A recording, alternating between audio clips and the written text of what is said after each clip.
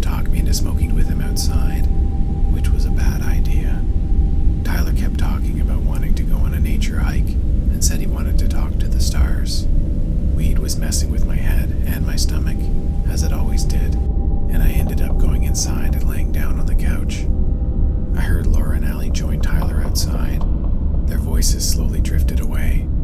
I couldn't tell if that was because I was falling asleep, or the three were no longer on the porch.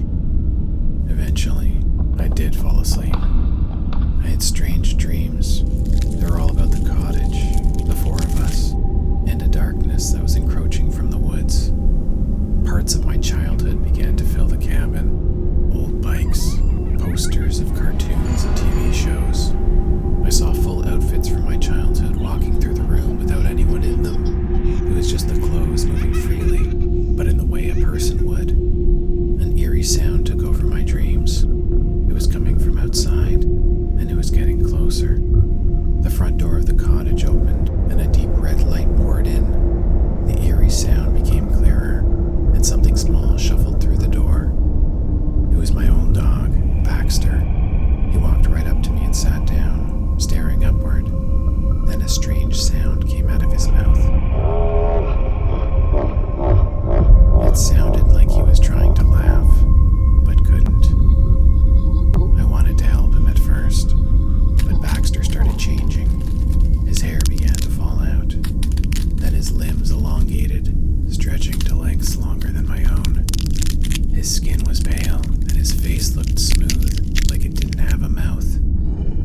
But it did, because when it finished changing and laid its eyes back on me, a slit opened up on its face that revealed jagged teeth from a previously hidden jaw that unhinged and opened up.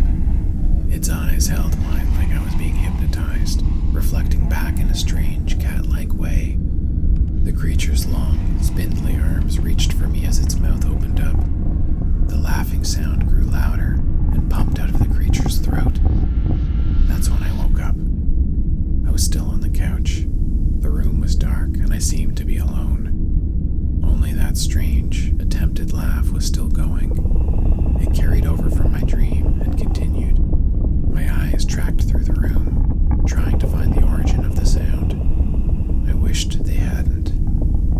In the back corner, the rake was sitting cross-legged on the floor, making that disturbing, almost laughing sound.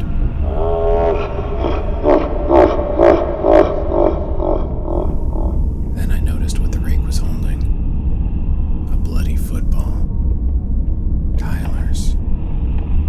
The rake was rubbing it between its hands, tossing it in the air and catching it and playing with it like a child would. It was strange and terrifying to watch such a frightening creature with a toddler-like demeanor. Then the rake put the football on the ground and rolled it towards me.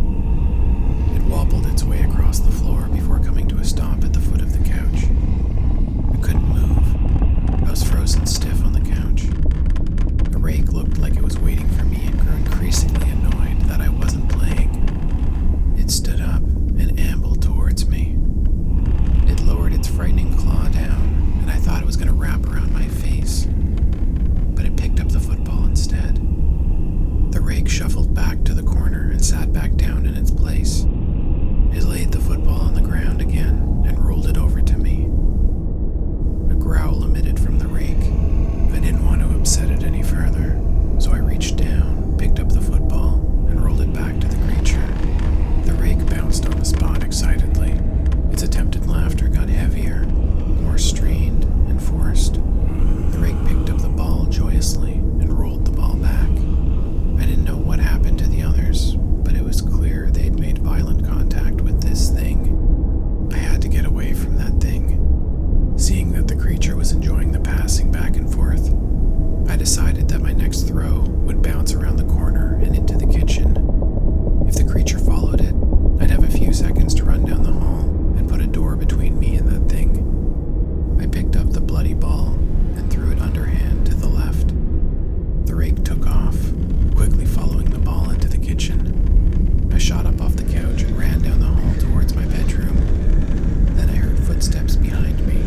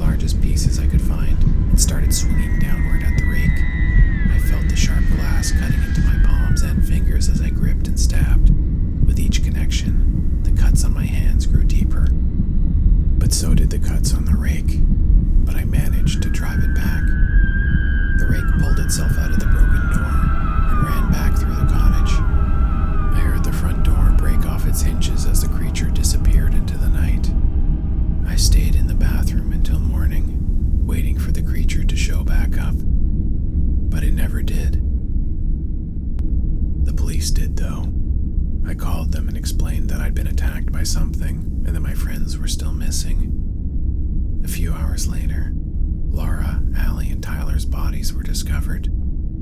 Or parts of them were. It was clear they'd been attacked and partially eaten by some kind of animal, but the investigators couldn't tell what animal it was.